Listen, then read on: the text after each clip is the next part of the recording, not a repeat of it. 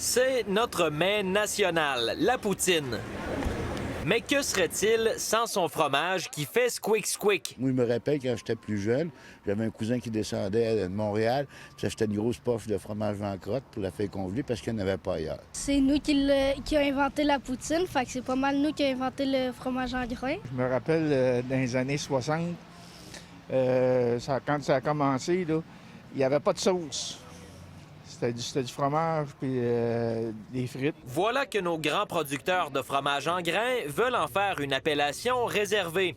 Le fromage à poutine du Québec. On a vraiment une expertise hors norme, donc on est vraiment, je dirais, que les ambassadeurs du fromage en grains mondial.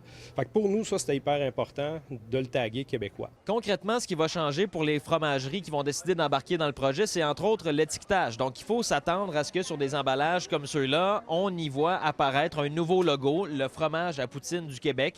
Ça va être un saut d'authenticité sur la provenance du fromage et aussi sur son procédé de fabrication. En premier lieu, il faut bien entendu utiliser du lait du Québec, notre excellent lait ici. Par la suite, c'est certain qu'il y a certains points de contrôle qu'on est à justement finaliser. Donc, certains pH, exemple, à la fin du bassin.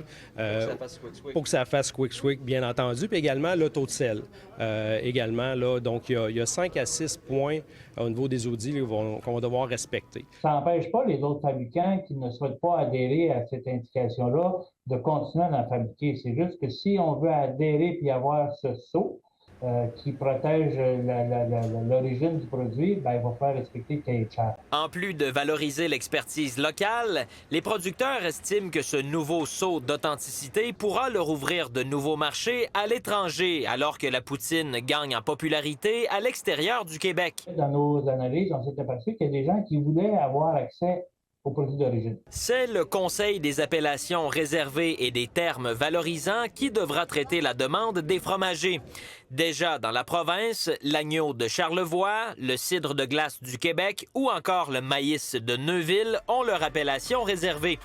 Guillaume Cotenoir-Lacroix, TVA Nouvelles, Victoriaville.